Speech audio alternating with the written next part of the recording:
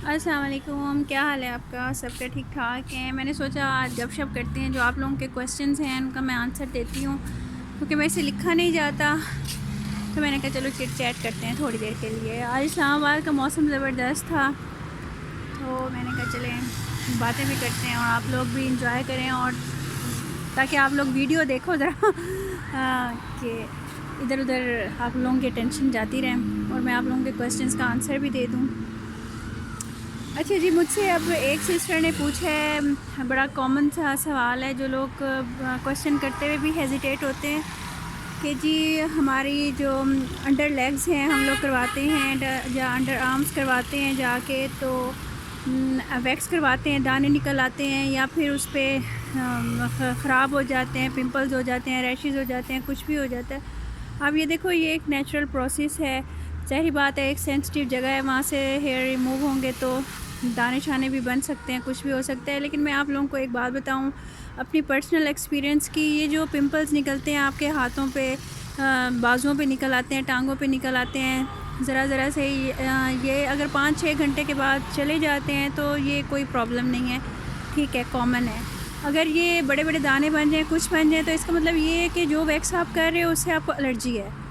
جیسے کہ شوگر ویکس ہم لوگ کرتے ہیں، اور میں آپ کو ایک اور بات بتا دوں، جو ہم یہ شوگر ویکس کرتے ہیں اور ہم لوگ کہتے ہیں جی یہ فروٹ ویکس ہے، یہ لیمن ویکس ہے، یہ اسٹرابری ویکس ہے، تو یہ ہمارا سب کا یہ ڈرامہ ہوتا ہے۔ یہ شوگر ویکس ہی ہوتی ہے اور آپ کو یہ الرجی کر رہی ہوتی ہے، آپ کو ادھر سینسٹیو ایریاز پہ سوٹ نہیں کر رہی ہوتی، تو آپ نے ایک دفعہ دیکھنا ہے، 2 دفعہ دیکھنا ہے، اس کے بعد آپ نے ان کو کہہ دینا ہے کہ جی ہم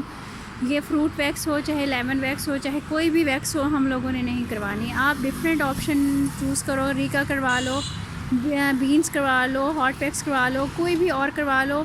لیکن پھر آپ شوگر ویکس کے اوپر مت جاؤ کہیں بھی۔ آپ کو اگر وہ الرجی کر کے دانے بن رہے ہیں یا کچھ بھی ہو رہا ہے تو یہ آپ کریں۔ یہ دیکھیں اسلامک کی یونیورسٹی کی بس جا رہی ہے، مجھے اپنا پرانا دور یاد آ گیا ہے، میں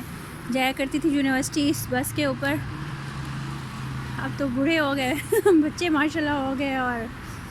سارا کچھ چینج ہو گیا، لیکن میموریز تو رہتی ہیں نا۔ چلیں ٹھیک ہے، پھر ایک پرابلم یہ تھا ایک سسٹر کا، دوسرا یہ تھا جی انڈر آرمز اور انڈر لیگز جو ہے بلیک ہو جاتی ہیں، ان کو کیسے کریں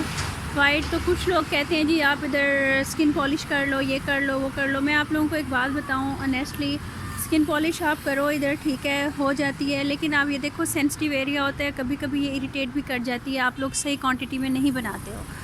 ٹھیک ہے نا۔ آپ اگر ادھر اسکن پالش کرتے ہو نا تو یہ خیال رکھو کہ جو پاؤڈر کی کوانٹٹی ہے آپ بہت کم رکھو، سوتھنگ کی زیادہ رکھو۔ پہلے آپ سوتھنگ لگا لو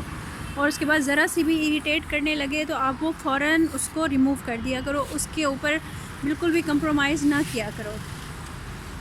چلیں جی، میرا آن لائن لیپرڈ والا آ گیا ہے، میں پھر بعد میں آپ سے کرتی ہوں، مجھے ایڈٹ کرنے نہیں آتا تو میں آپ لوگوں کو نا ڈفرینٹ پورشنز میں بھیجتی ہوں، ٹھیک ہے۔